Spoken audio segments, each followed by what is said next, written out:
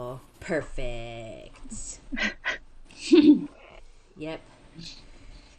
Beat you to Daniel's it. You official. almost Daniel's official with his mic and everything. finished the sentence. I know.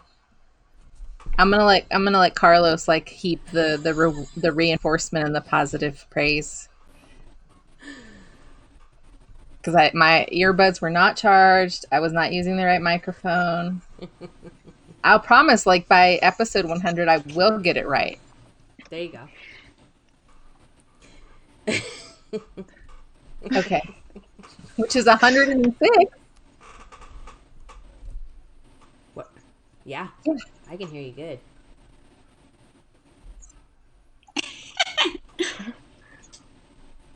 Do No? what? I Is it see a delayed? delay on my end. I don't know if it's just on me on my end. I don't know if it's just on my end though, but I definitely see a delay. Okay. I think it's I don't think it's you. I think it's Carolina. I think she's.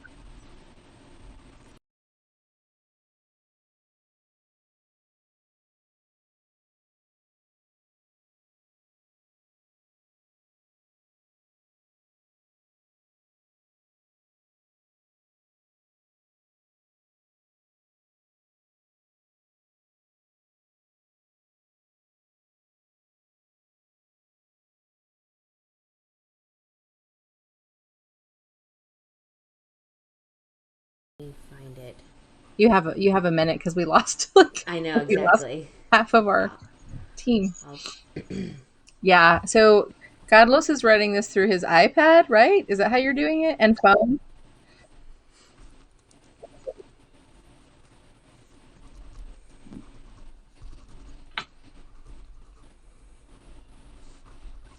Oh, yeah. So we had a really bad storm and lightning hit and scared the absolute bejesus out of us in the middle of the night, and it hit all of his technology in his she shed. So his new Mac, his TV, everything.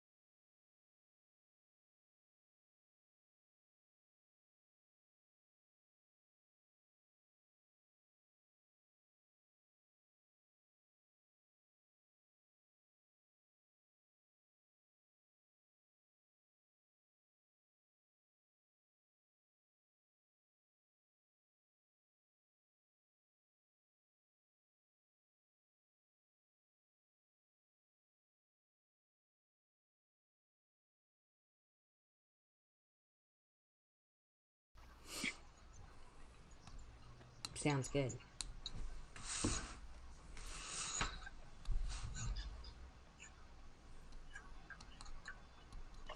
If you'll just give us a countdown, thanks. Okay.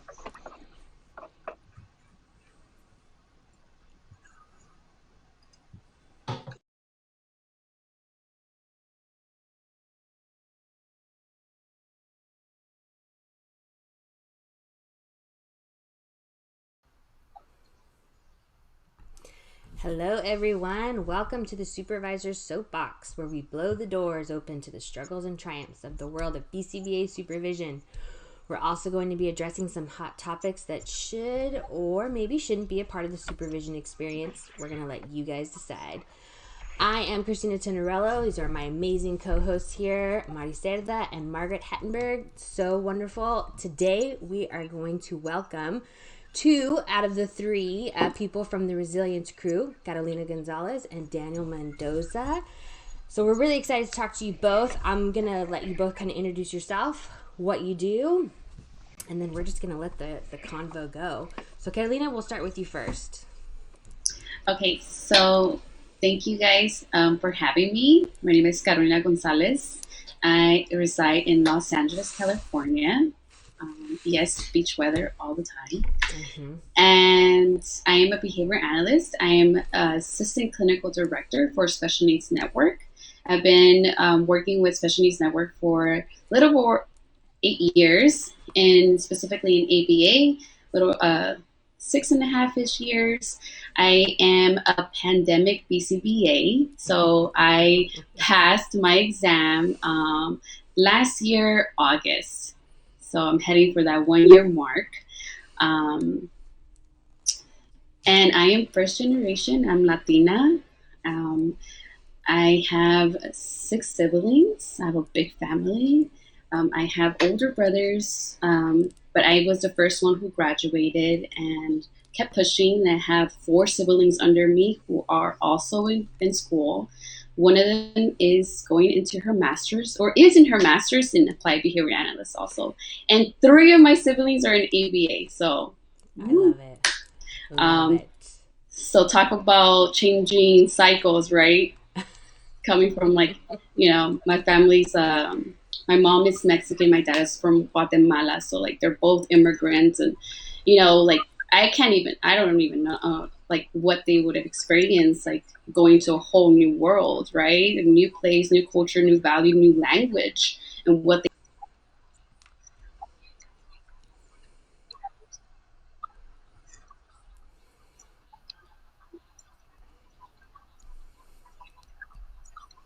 here today. I love that. And you, Amazing. Daniel, go ahead and introduce yourself. Hey, good morning. My name is Daniel Mendoza. So currently I'm the clinical director at Special Needs Network. I've been with the Special Needs Network for about 11 years, in ABA about 22 years. I am 41 years old, and I started doing ABA when I was 19. I started working with adults, psychiatric patients, a lot of outpatient stuff, individuals living in home. We're working on integrating individuals into the community. Um, I've really, I have my experience has ranged from adults to children, like I said, working on 3-to-1 cases, 2-to-1 cases as a technician, um, and through management. About so 11 years ago, I started working for Special Needs Network, and I started working on this program that we have is called Camp JPAC. And Camp JPAC, what it is a fully inclusive camp for children diagnosed with autism and their typical developing peers.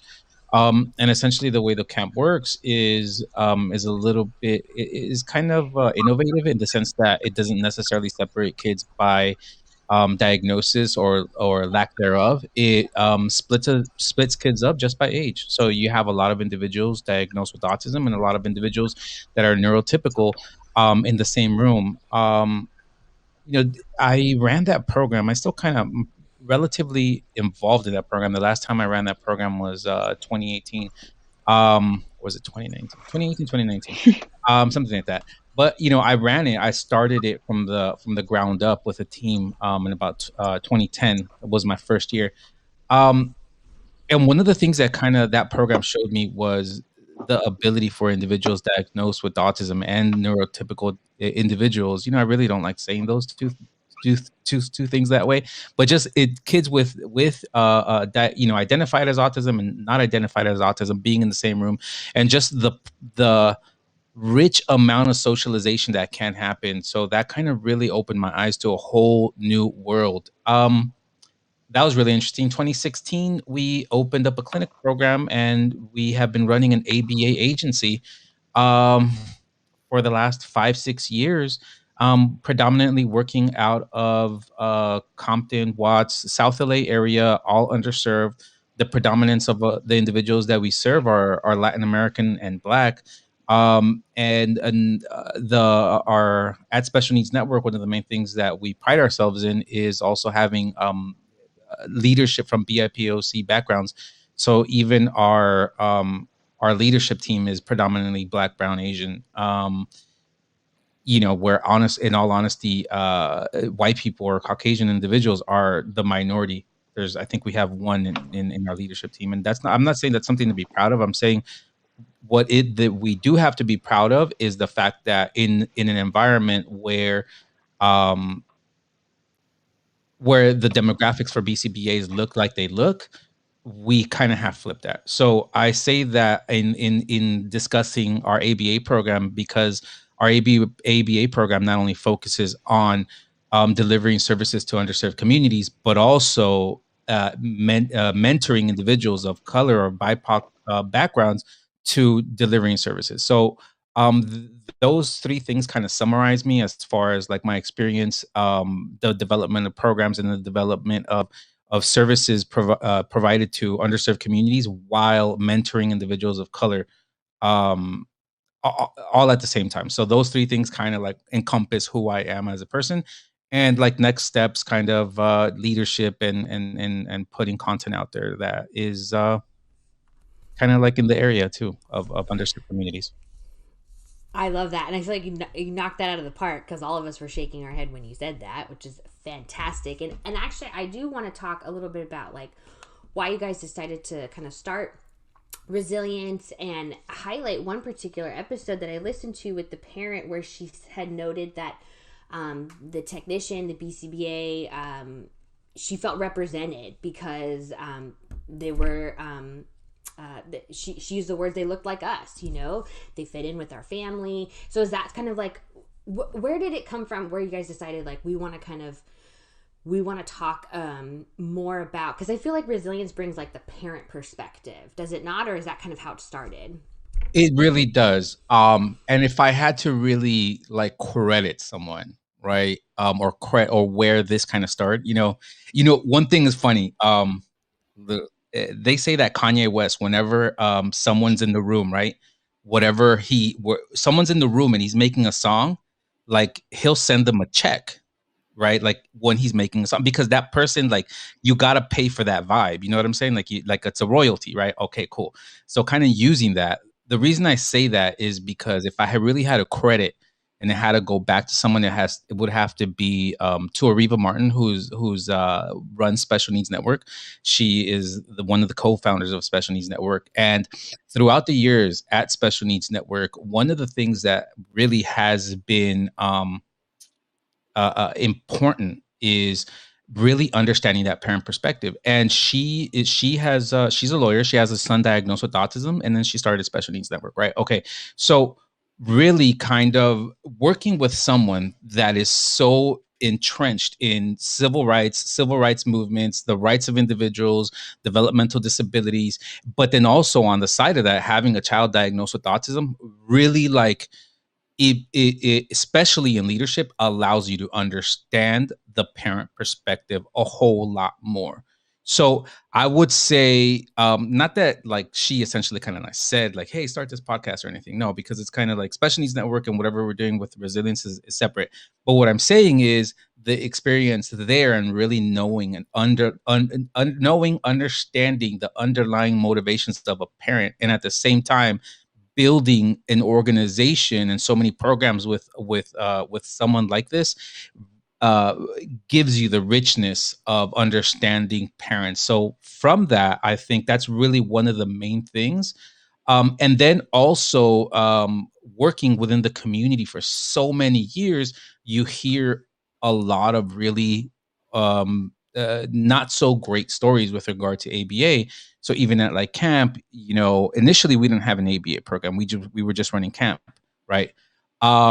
We would get kids over the summer, and the we would end up talking to parents, and the parents would tell us all these things that would be going on with their kid, either not having services, or even when they're getting services, what the services look like and how they were treated, yada yada yada. So that kind of added, right? The other part of this is that we get a lot of cases from other practitioners, right, or other big agencies, is like really big agencies. And a common thread that I've seen with the cases that we get is almost like this. I hear it's stated in so many different ways, and like you could see it kind of underlying in the way like an FBA is written, or in the way a report is written, like, and it's underlying kind of like parent is difficult, and then a lot of these difficult parents are black and brown, so a lot of the difficulty that has been expressed by other providers prior to us getting the cases is stuff that's kind of culturally ingrained, um and even kind of like really understanding the parents and where they're coming from and how they kind of approach the situation, right? Or as far as like different situations. Let me give you one example, and then I'm going to pass it on to Carol. um Yes, the other day I had a meeting. The parent was a Nigerian parent, right? The text messages were coming across like kind of like a little like rough, right? Um, and I kind of just I didn't give him any feedback in the moment. He was coming to a meeting. I said, hey, we'll wait around, whatever, whatever. But they were really dry, you know. First of all, I know that text messages don't come across too well, and then he came into the meeting. The first thing that I told him, I just reassured him, hey, we're here to make sure that you're getting good services. We want to make sure that you're okay. We want to make sure that your family is okay. We want to make sure that your daughter is treated well. And kind of like asked him to give him feedback. Now, right, given the text message that I had seen, and I've seen other text messages in the past, right, I could have taken the approach of giving them feedback like, please, hey, what, that was inappropriate, that was unprofessional, or whatever. I could have started the conversation that way, or I started it reassuring him that we're good, right, that we're here for him, and then that kind of sets off the situation in two different ways. One, I could get confrontational immediately, or two, I could really make sure that we're friendly. So what did that do? Um, uh, it really calmed the situation down and allowed us to kind of have a really good conversation during the meeting. And again, like the cultural consideration at that point was, I've in the past worked with other Nigerian parents. Um, and I'm not going to say that, Nigerians are aggressive. I'm just saying, like, sometimes the way the language comes from different people, because I know it from my mom, Latin American, she's a Salvadorian. She could like, she'll come across really harsh on a text message, but then, everything is good, right? So it was a lot of that, a lot of kind of, once we were getting these cases, we're interacting with parents, then we're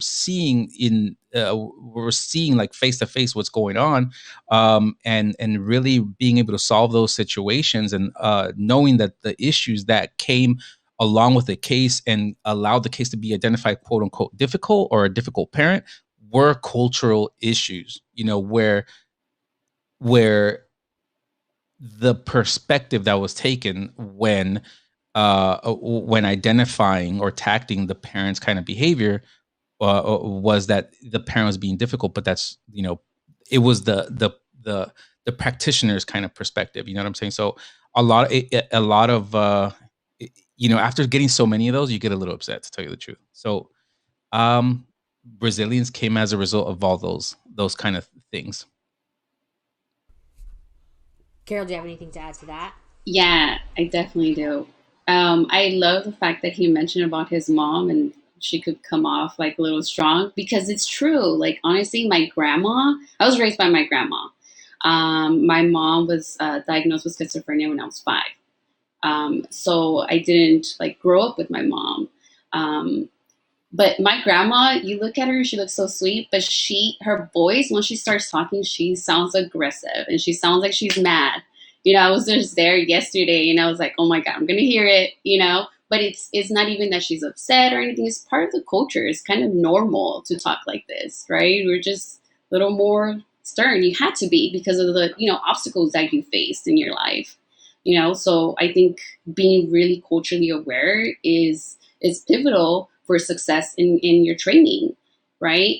Um, so that I just wanted to share that. And I come from a perspective where I grew up with a parent that has a diagnosis. So I always had to like grow up with like family members or friends talking about their mother and sharing different like stories. And I never talked about my mom, because my mom has schizophrenia and my mom would go through episodes.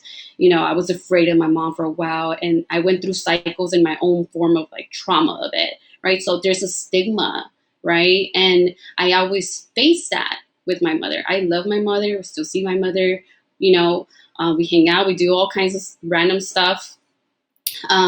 So I put myself in parents' shoes. And thinking about, not just ABA, but like this is a human being. This is a person, right? This is someone who has a child with diagnosis, and this is their whole world.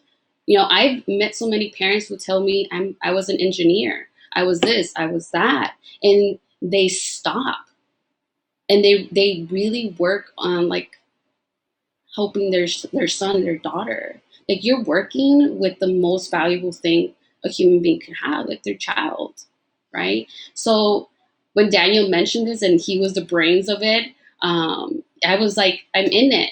I can't say I'm perfect either. I definitely, had parents who were a little more like I felt a little rough or like would come at me. And the idea is not to take it personal, because once you take it personal, then you're not being a professional and you're not looking out for the best of that child and that family. And just listening to all the stories that our families have shared thus far, like I cried multiple times in the episodes. I think you mentioned, Christina, about the mother who mentioned, um, that she worked with people who looked like her and she felt accepted, right? Mm-hmm. So we do have to talk about like, culture sensitivity, but also like look at the demographics in ABA. How can we better support other people who have different backgrounds and make our field a lot stronger? So that's what I think about that. So yeah, Daniel was the brains. I just want to pipe in. I love that because there's also the additional piece of the cultural aspect, and that's the intersectionality of I'm sitting here thinking, being both autistic and indigenous mestiza, we have a lot of the same kind of blunt and abruptness, that you see in some of those other kind of Latinx cultures, where we're very direct. And so I think one of the I don't want to say challenges, but the journeys that I'm having is, being both autistic and in that culture. Like sometimes I'm like, is this my autism bluntness? Or is this my, Latina, mestiza, indigenous culture coming in? Or is it both? And I think, it's important that there's just this foundation of recognizing that there's so many intersections at play, with culture, with experience, right? Some of us do have the culture, but maybe because we are white passing, or maybe because somebody is neurotypical passing, they may not have the same learning history that also creates an intersection that impacts how their culture manifests and how they are seen or how they present themselves. So I think that's just a beautiful thing that y'all are trying to bring about an awareness, because there's just so many intersections, even within a culture, based on geographics, based on socioeconomics. I mean, there's just so many things that come into play. And I know Christina, we've kind of talked about just the amazing work that you're doing, just bringing these voices to the forefront. And they're some of the most important voices. Yes, being autistic, I am for the autistic community to have the voice, but the parents need help too. They have to be right there as part of that, that community, and part of that, you know, getting the supports that they need. And so I just think it's amazing what you're doing, and you're speaking our language. Yeah, from the perspective of just like a behavior analytic perspective, this is what the way we look at it. So there's a perspective of culture and kind of understanding that, but there's also the perspective of a behavior analyst. And if I'm going to be the main driver, right? If I'm going to work with the family, to adjust environments so that a child can be successful and they can develop skills that is going to give them independence or the best quality of life, right? um per as defined by that family and that individual, then I'm going to have to work closely. I'm going to have to manipulate the environment, right? And who's the biggest manipulator of the environment? The parents. They dominate the environment, right? So like, from a behavior analytic perspective, like it behooves you to understand, work with parents, develop these relationships as quick as possible, and be able to understand the parents, um, so that that environment can be changed, right? And and the environment again is embedded largely in culture.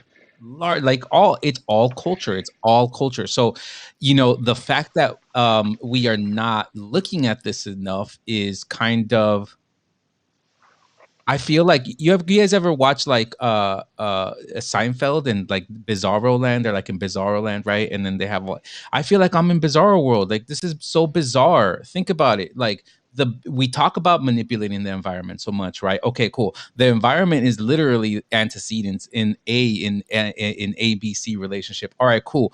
All right, so behaviors are embedded in an environment in A. All right, cool. And then culture is basically all that environment. So like the fact that we're not studying enough, the fact that we're late to it, the fact that it's like brand new to people is so awkward. Like think about it. Like you know what I'm saying? It's awkward, right? So and I don't know if I'm being kind of like disrespectful or kind of arrogant while saying that, but I'm just like, dude, like, bro, like, what are we doing? Right. Like we've been here. Hello. I mean, we didn't just like pop up one day like 3 years ago. We've been here. Yeah, no, I get it. And I think one of the things too that we need to look at addressing directly is the social validity measures.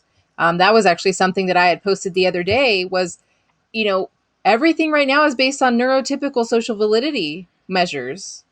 We're not even speaking the same language as to what's valuable to a neurotypical versus an autistic individual. So I know for a fact we're not looking at social validity related to all of those other intersections that you just addressed.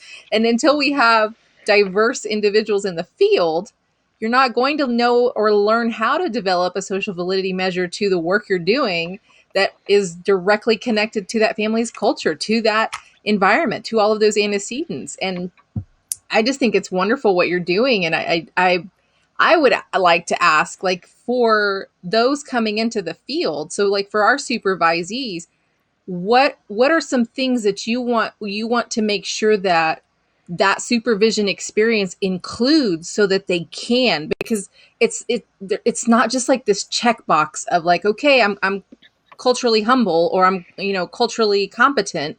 It's not as simple as a checkbox, because everyone is so individualized, based on all of these different experiences that come into this culture. So what are some things that you would recommend to anyone that is in that supervision experience to help make sure that these new analysts aren't like, oh wow, where did this group of people come from? Like we've been here. That's a great question, Mari. So I'm going to take Daniel's line because he says this all the time. He mentions, if I could expose you to be with all the tough cases, that's what I'm going to do, right? Because you have to go through it. You have to go through it. Like, okay, we're facing barriers with intervention. Maybe the parent said something that came off or that you felt attacked. Maybe parents don't want to use extinction, and you have to figure out different methods and how to apply intervention, right? So what you're essentially doing by exposing and following through what quote unquote is a hard parent to work with or hard environment to work in is you creating like malleable minds. Like, let's be flexible, let's adjust, let's not just be rigid. This is multiple ways to do one thing, so let's use ABA and let's be flexible and figure it out. That's what I was saying. Daniel, I don't know if you have anything else. Yeah, the biggest thing for me, and it's probably one thing that I could say is humility, humility, and you know what? Like, there's a humanness to humility, right? Some people say cultural humility. I think there's another word for it, cultural something. But just humility. I think humility in general is a foundation to everything, and as a result of having that humility, then you're going to walk into different places in the same way, and as a result of that humility, right, like knowing that you don't know so much, right, then you can be a student, right?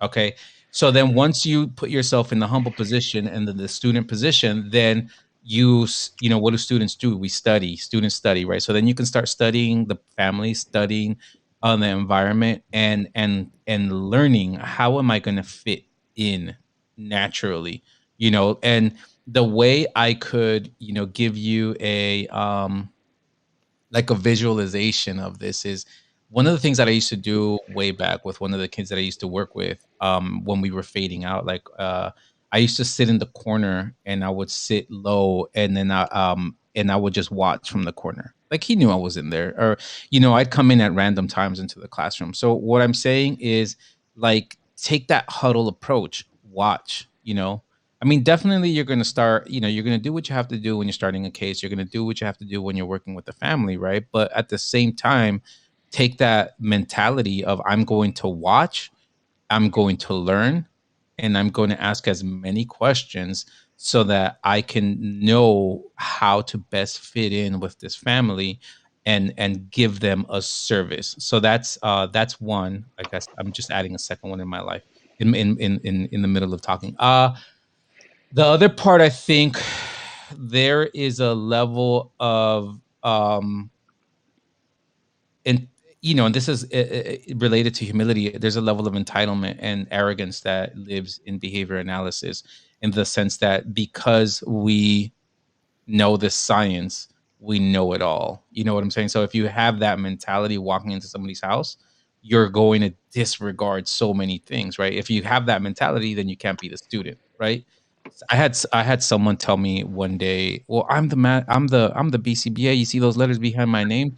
That parent better, recognize." And I was like, "Bro, um, like, you gotta, like, back up. You can't, Whoa. you can't like, uh you can't approach families that way. You have to have the respect and continually adjust so that you can support them. But that entitlement and arrogance, as a result of having those letters behind your name, and we're not taking anything away from anyone, right, in the sense that, hey, you worked really hard, you deserve to be prideful in what you have accomplished. At the same time, this is just the beginning of your journey. And at the same time, anything with, that is not like, any behavior that is not balanced, tends to be like, unhealthy, and at some point, I guess, if pride is a covert behavior, or, like, there's some words that are going on in your head, meanwhile that kind of are identified as quote unquote pride, right? Like a functional class, verbal functional class of, like, covert behavior. If you're overdoing it, then that's going to be an antecedent to a lot of, like, maladaptive behavior on your side as a behavior analyst. So, the other part, so, and, as related to that is, a lot of BCVAs are young, and may not have kids. I'm not going to say don't have kids, but may not have kids. Like, I don't have kids. I don't know what it's like to have kids and go through, whatever. So I have to be humble to so much, and I have to be humble to the fact that, when, like, specifically when I was in my 20s, I wasn't so aware of life in general, and what those pressures are like. So I think humble, not necessarily being arrogant, and not necessarily being entitled, are very important. Yeah, Absolutely. that's what I've been just shaking my head the whole time. But I see that in terms of like BCBAs that I've worked with are very young, and don't have just a lot of experience in general, and so parent training is extremely difficult, and it's not always focused on in the supervision process as well. And the majority of the settings that I've worked in have been in a clinic. And so, I mean, you fulfill that requirement of meeting with the parent, but they're, depending on the situation or the availability of the family, you may not have a ton of contact um, with the family. You're just working through things that occur in the clinic. So everything that you're saying is just, I'm like, yes, Yeah. because it is so important. And I yeah, I think that if a family kind of has a bad experience with a BCBA that just isn't as aware or humble or willing to admit those things, then that's kind of where this bad kind of reputation can start. Because oftentimes I find myself in parent meetings, and sure, there's conversations where they are seeking advice about something, but honestly, the majority of meetings is just people wanting to like talk to someone that they feel like understands or won't judge them. Um, and that's important too. I think if you go into a parent training with like, here's my agenda, this is what we're going to talk about, this is what you could be doing better at home, that's not going to go anywhere either. Sometimes you just need to sit down and be like, how are we doing? What's going on? Tell me Right. something good that happened this week. And just hearing that as a parent myself, that really just kind of allows you to take a deep breath and kind of start the meeting off in a very positive place to then go wherever. Um, Well, and I think too. I mean, you guys are predominantly in areas that are not not Beverly Hills. You know what I mean? So you're working in areas where you have parents and families have experiences that not everyone has if you don't live in that area, right? Driving through Compton, Watts, certain parts of Long Beach. I mean, you see it. So it's just, do you feel like because you have really brought more of this perspective of individuals that these families can relate to, that you can build that relationship a lot easier? Because I think, if you bring in we've all worked in homes that you're like, all right, it is what it is, kind of a thing. But I think that what I'm trying to say is, I think, is it helpful that you've brought, it breaks down the barrier, and you just get more of that perspective taking from the clinicians, but also the families. It's just the bond is there faster. Do you think that that's helped? Result of working in these communities, then we're able to build relationships with people a lot Yeah. faster. Mm-hmm. Uh, Or is that wall still up from families sometimes? oh, from the family's perspective, Yeah. Mm-hmm. Yeah. because we initially, so what I can tell you is I've been doing FBAs in South LA for a really long time, for years, right? And parents will initially kind of have that kind of like the wall up, I guess, because I think so the perspective that we have to take, or the way we have to look at things, or the way I look at things, is from a systems perspective, right? Okay. So if we're looking at things from a systems perspective, then we're going to take the perspective. We're going to look at how the system has treated certain individuals from certain backgrounds. And the tendency is that people that are black, brown, minorities, BIPOC, the system doesn't necessarily treat you as well as it should, right? We all know it. This is where systemic racism comes in. This is where, critical race theory and all this stuff kind of is important for us to consider.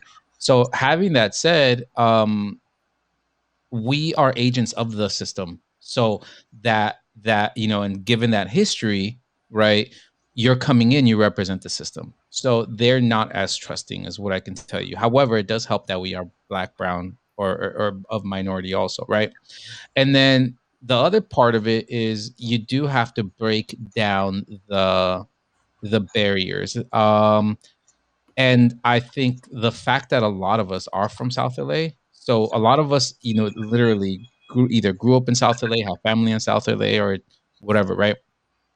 That just helps, because you're just kind of like naturally fitting, I'm Salvadorian, so when I talk Spanish, my Spanish is very Salvadorian, like you could tell, right? So we work with a lot of Salvadorian families. Like there's a lot of Latin Americans in South LA, and I think once parents hear that, like if I talk to them in Spanish, then it's almost like a sigh of relief, I even like will make like kind of undertones of like Salvadorian like jokes and stuff, like stuff that you kind of say. All cultures have it, that where people just I know it, identify it, and it's like it does help you ease in. Essentially pairing. Yeah, for sure. Very much, right? Yeah. I do think that you still, sorry, Mari. No, I do think that you still like, yes, I go into the homes and they see me and they see like, oh, this is like my tia, or this is like my niece, right? So someone that looks like them does help, like Daniel mentioned, but I still represent the system, right? Mm-hmm. So there's always mistrust or not necessarily like opening up initially. So it's up to you as the individual and coming in very humble. I am the student, being flexible, right? And listening to them and what are their values or what are their concerns and what does it look like day by day in their home. And yeah, maybe you do just need to have 1 hour conversation getting to know them and building that trust. There's a trust, like Daniel mentioned, and there's a mistrust already. So you have to work on that. You have, as an individual, and it's my due diligence to make sure that we do build this relationship, because then it's going to help us in the future. You're going to more likely come to me if you're concerned about an intervention, that you don't like something, right? Versus like dropping the ball. Like, you know what? I can't do this. You didn't communicate ahead. You just said, I don't want ABA services, right? But if we have that relationship together, right, you're more likely not to feel like I'm going to judge you. Instead, you're going to listen to me and we're going to work something out. This is a team effort. We're here together as a team. I am not just a BCBA. I am your teammate. Let's figure this out together. So I think you have to really come out. And I think whether you're Black, you're white, or it doesn't matter what background you come from. But if you come with that approach, it's going to be easier for you to establish that trusting relationship with those families. Well, and I want to add too that I think that it doesn't matter if parents are extremely educated or not educated. It's still their child. So their priority is still their kid. I've worked with parents who have PhDs, and I've worked with parents who haven't, and the concerns are still the same, because at the end of the day, you wear your parent, your mom and dad hat. And so I think that a lot of clinicians need to take that perspective as well. It's like, this is their child, and we're here for 2, 3, 4, 5 hours, whatever it may be, but this is their life, and so sometimes, Daniel and Carol, I love that you mentioned that, like, I don't have kids, but that doesn't mean that I'm unable to take that perspective, and I think that for clinicians that don't necessarily have children, teaching that this is their life, and I think is important for sure. Madi, do you want to say something? Sorry, I cut you off. No, you're good. I just want to say thank you for bringing up the fact that even though we are part of that culture, there is that mistrust. Like, I'm working with migrant families a lot of times, and I represent that school system. I represent the system that potentially could separate them, especially here in Texas, right? That's really an issue that's happening. And so there is almost in the beginning even more lack of trust, because it's like, are you a mole? Have you been planted to intentionally catch me off guard?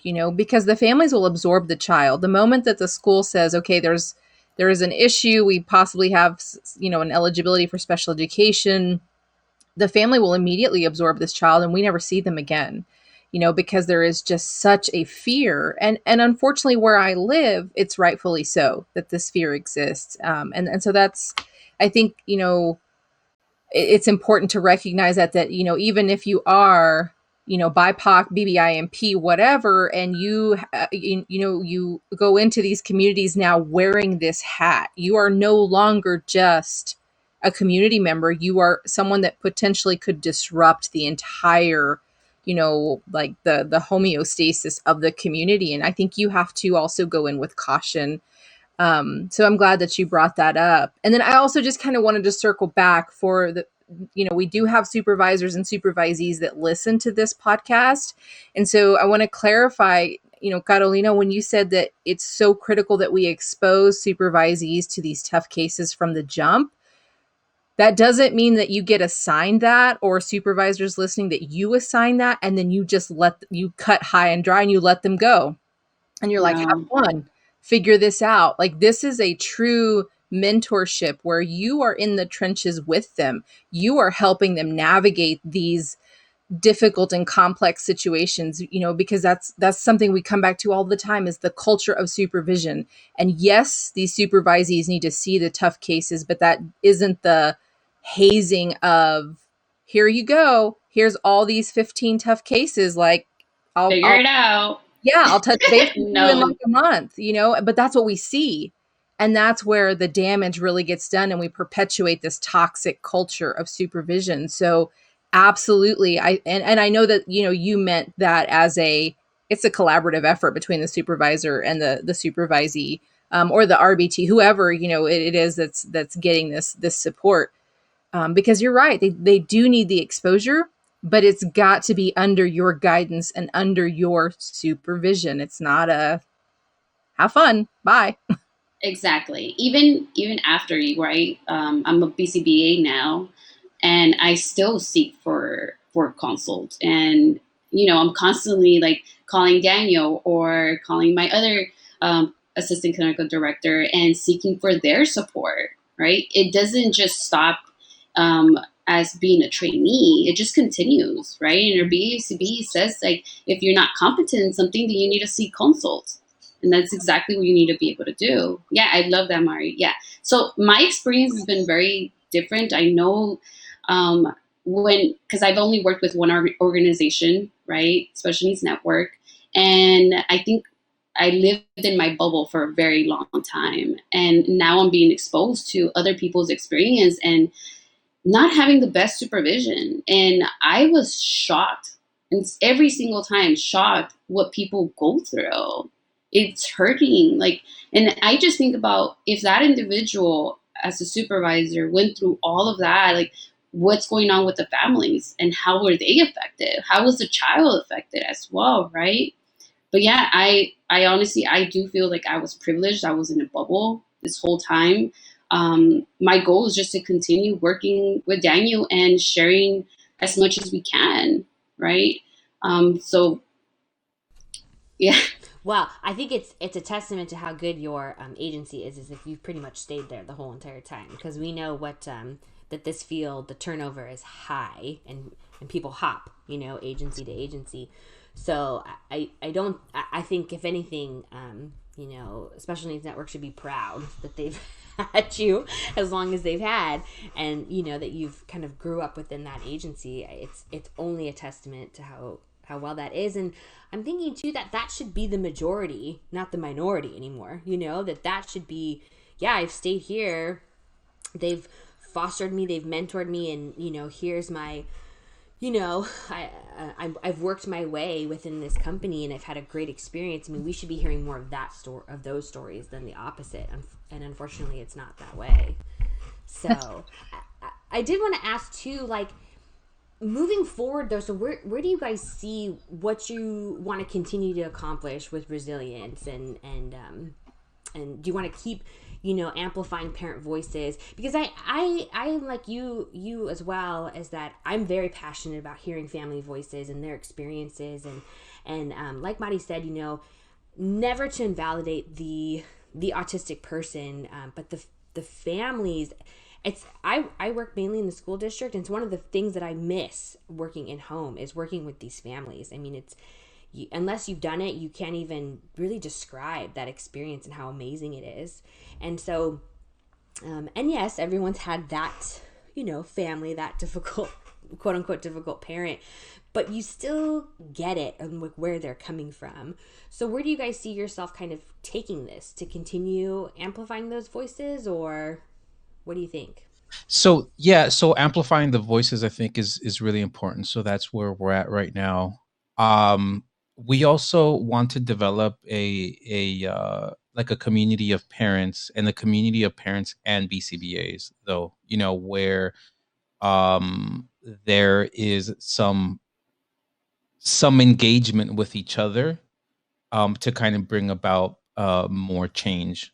So there's that, and then there's also telling stories of success and failure. Maybe having BCBAs and families, come on and just kind of have a discussion of where there have been failures. Like let's say you're working with a family and you're implementing a BIP. Like what failed? You know what I'm saying? Like it's not failing is the norm in this type of field, right? You're gonna fail. Your intervention is gonna fail like all the time.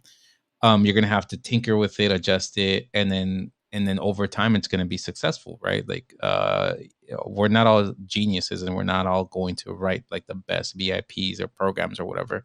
So um going going through those kind of stories, figuring out where successes and failures have happened, and making that very acceptable, normal, and looking at it from the lens of storytelling, and where how relationships continue to be built during while working with the family. So those are some things that we do look at in the future. The really resilience is supposed to be an intersection of parents and BCBAs or clinicians. The other part of it is getting information out there for parents with regard to like conservatorship, for example. Like, what does that look like? There's parents that don't have any idea. Just general information on like IEPs. How to advocate for your kid.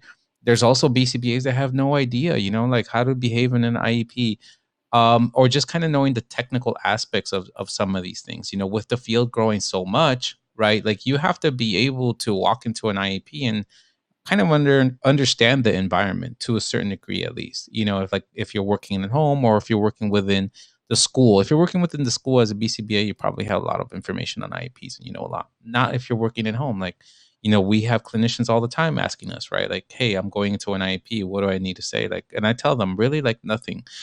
All you need to do is go in there, be quiet, listen to, what they're saying. It's your job to kind of go in there and learn, and see and really investigate. Like, wait, because a lot of times when you go to IEPs, kids do stuff at school that's like crazy. Like like they can, things that they would never have shown you, like that they can do at home, or like, and then at school they're doing all this stuff, or vice versa, right? Sometimes in school they're like, not doing much, but then at home you have them like saying like five word mans or something. You know what I'm saying? So your job is to be in there and be a student, listen to all these other services, how the child is interacting, yada yada yada, right? Kind of all of that stuff. And so again, the BCBA is learning about IEPs and how to interact, while the parent is learning about IEPs and kind of what their rights are and stuff like that to a certain degree. So really bringing all of those pieces together for everyone, because if people are working together, then essentially the person that wins is the child and the family. They win, right? If you have a really solid team that is coordinating care across like occupational therapy, speech therapy, ABA, and school services, it's going to be a lot more successful. So, as a BCBA, you have to understand how to manage yourself, negotiate, motivate people, and not walk into an IEP, ready to kind of shut everybody down and tell them, science, bitch. No, like that's not cool. People aren't going to take. People are not going to, take that well, right? And different practices are practices as a result of being successful working with kids, and Yes. you know what I'm saying? Like, so Mm-hmm. all of that kind of stuff. These are all things that we want to have for families and practitioners in the future, so that kids win. Kids win. One Go for thing. it. So Daniel explained like the values or where we're heading towards, but we're also PCBAs, right? So we love everything that's like operationally defined and very systematic.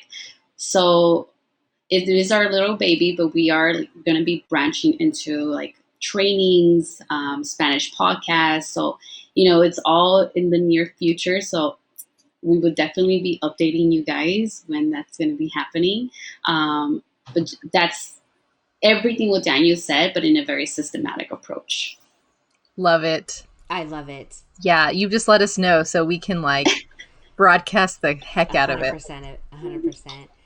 And it's just so refreshing to hear what you two are saying. I feel like you're breathing life into all of us, because sometimes we feel like we're driving the crazy train, so to speak, when we have these I don't want to say opinions, but for lack of a better word, thoughts about, our fellow colleagues. When you're talking about humbleness and perspective taking with families and intersectionality and working in underserved communities. And, I think sometimes you think you're the only one. And so when you both are everything you're saying, I feel like it's leaving us speechless. So it's just fantastic what you guys are doing.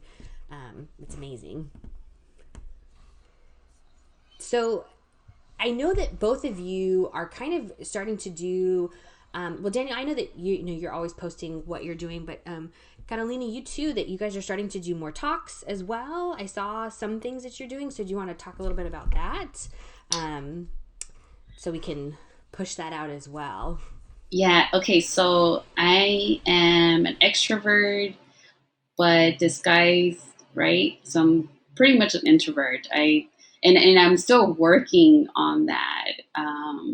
Just being like talking and being comfortable with who I am and in my own skin, and I have some slang because I grew up in South LA and I speak Spanglish, so and then I'm also a professional, which in my opinion, like I always thought a professional needs to talk and dress and look a certain way, right? So there's this whole like imposter syndrome that I hold, and I'm still trying to like break free from it. So Daniel has been able to provide different opportunities, and one of those is being able to talk about cultural competencies and being like very humble, like exactly what we're doing right now. So I've had the privilege of having to talk with like Tarbox, also with Ariba Martin, and being in live with thousands, well, hundreds of people. I wouldn't say thousands, hundreds of people. So it's definitely, very nerve wracking, and I get really nervous. And right before a speech or like something that happens, I get like bowel movements. So just FYI, I don't. It always happens. I'm still working on myself and figuring out why that happens. But it's how you process. You just brought life to that little smiley emoji. I just thought about. So just being comfortable. Honestly, I feel very comfortable right now. I think you guys fostered that environment. So just kudos for you guys. With the work that you guys are doing. So that did not happen today. But typically, if I'm about to do a speech or something, I get nervous in different ways. No, Yeah, it's but good. Daniel, I don't know if you want to share anything else with that. Yeah, so like as far as stuff that's coming up or just what I'm personally working on, I'm doing a few things. One, I'm part of the public policy committee for Calaba right now. So I like rules, I like rights, and I know that advocacy efforts are managed through laws. So laws either have to change or have to be created to make sure that there's access to care or whatever the case might be. So I'm part of that committee. Another thing, Calaba recently opened some positions, public relations position, and I'm going to be running for that. So I have to submit my paperwork for that. So I'm doing that. Also, I've been working on another podcast. What is the science? That podcast is. I'm still kind of figuring out the direction of it. I want it to be kind of an intersection of culture, tech, and behavior analysis. I want it to be digestible by the masses, and I want to have like really like I like having really tough conversations, and I really like pushing the envelope, just like one like okay, like one conversation, right? One conversation that I think needs to be had, and I think people might get mad about this one, right? But who cares? Critical race theory, right? Critical race theory, there's this whole thing about and about systemic racism, yada yada yada, right? Okay, so we can either, as Latin Americans, blacks, or whatever minority you are, we can sit around and complain about systems and systemic oppression or whatever, yada yada yada, right? And we can allow that cloud to fog our vision in life, or we can, once we realize it's there, you could wake up and fight. And you could also wake up and realize, hey, systemic racism might not end tomorrow, right? But at the end of the day, I have the responsibility of getting up, getting out there, and being successful. It's kind of like, I call it being woke, but culturally kind of woke to the system. Um, there is no excuse for us black and brown people, or people of black, indigenous, BIPOC, to kind of say, well, systemic racism, this systemic racism, that. At some point, you know what I'm saying, it's got to end. It's got to end in the sense that you got to work and kick the system's ass, basically.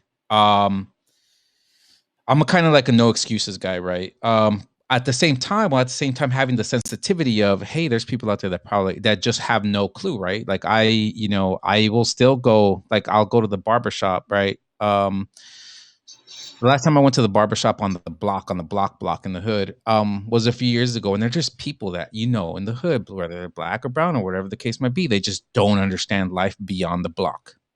People live on a block. Their mentality is that block mentality. Okay, cool. That person's not woke. That person lives under in that cloud, right? So they just have no understanding, right? And there are people, I have friends, still to this day, that complain about the system, this, that, and the third, and basically are not really doing anything, right? So I think, conversations around critical race theory, that, and then telling stories of people that have made it out and made it up, I think it is good. But at the same time, kind of understanding that the way out of a lot of kind of systemic oppression is through entrepreneurship. So I want to explore entrepreneurship and all that with regard to, critical race theory and all of these things, all these topics that are important, and how they're kind of related to behavior analysis, and also giving people a perspective, in behavior analysis, of what people go through and have to fight through to then be successful. So that What is the Science podcast is coming along. I've already recorded a few. I just haven't pushed anything out. I'm also part of the Equity, Diversity, Inclusion Calaba Special Interest Group, and we have a conference coming up from, I think it's July 16th through the 18th. Yeah, July 16th through the 18th. It's completely free. One of the considerations when planning this conference that we made is that a lot of people are going through a lot of financial hardships. So what we're going to do is we're going to provide access to content for free. We're going to stream it over Facebook, YouTube, and on a web page, with the overall goal of, like I said, giving access. Now we are going to charge for CEUs only, but at the end of the day, the content is going to be out there and living.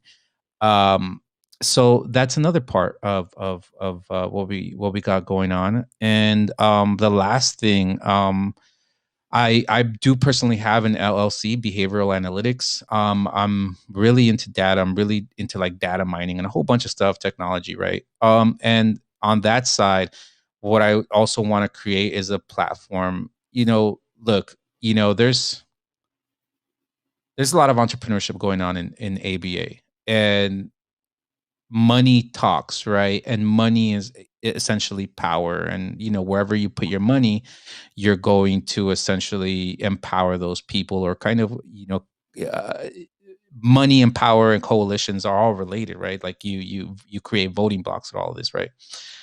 What I'm saying is, uh there are sites, there are individuals that are kind of putting out content. I want to create a website where people can put out content of like BIPOC, kind of like a Behavior Live. And you can put your content here. We're not going to charge you that much money. We're not going to charge you an arm and a leg. Come in, let's record it. Let's get you paid. We'll take a fee for whatever, the work that is done. But at the end of the day, you get to make some money on your own, and we get to concentrate, social kind of pressure, money, coalition, to then kind of bring more people up. So all of these things that I'm kind of discussing is creating opportunities of leadership for individuals, and really being up there, even with being part of CalABA. The board is just making sure that boards are very diverse, making sure that we are teaching people how to move up, making sure to people understand that moving up is very important, and that you can move up beyond like your agency. Like you could work at your agency, but then also be a leader within ABA. Like all of these things are within reach. So all you got to do is like contact us or contact somebody, and we're going to help you up, because that's the goal, to mentor more people upwards. So kind of that's where all of these things, like in my head, me personally, is kind of like the direction that they're going. And that's kind of like the theme is leadership of people of color. Damn. Well, I don't even know how I feel like we should just end it there. That was fantastic. It was so Shut good. it down, Daniel. Shut it down. Drop that mic and we'll just walk away. But that's just music to our ears. I mean, because that's in a sense like LEAP. It was just like you, Daniel. Like, okay, we can sit and gripe about the fact that there's a disparity of diverse practitioners, or we can have a game plan and have action steps. All right, what's the barrier? Money? Okay, cool. Let's offer you supervision scholarships. Like, let's make that no longer an excuse. And then it really is about, is this what you value? Is this what you want to do? Because then there is no room to complain if you were talking about that block mentality. If the individual wants to stay in that block mentality and that's what they value, then there is no room to criticize that that's where you want to be. But if you don't want to be there and you value something beyond that, then you have to take action steps. You can't just stay in the space and expect your verbal behavior to be what moves you out of it without any kind of action. So, right. Absolutely. Love it. Love it. Well, I mean, I hope that you come back. I know we're missing Marco, so he had a scheduling conflict for sure. So hopefully you guys come back and he'll be on too, and we can just, I'm just excited to see how this grows. I think this is fantastic what you are doing. It's so needed, and I think it's something that I could see this moving. You're working in a specific area of Southern California, but I'm out here in the Inland Empire, and there's plenty of need for this as well out in San Bernardino County, and so it's just definitely I could see this growing immensely. So, and then just moving, it's not even so much growing, it's, from like a business perspective, it's just this mentality of like, let's amplify more parent voices. Let's, the advocacy, it's just amazing. I can't even say enough amazing things about what you're doing. So thank you so much. With that, I think, I feel like, it wasn't even a bad thing for us stepping on our soapbox, but we're going to go ahead and step off our soapbox. I can't wait for you guys to come back. This was fantastic. And we'll see you on Instagram for sure. Definitely. Thank you both. Thank you Yes, so thank much. you so much. Yeah, Thank you, thank you. guys.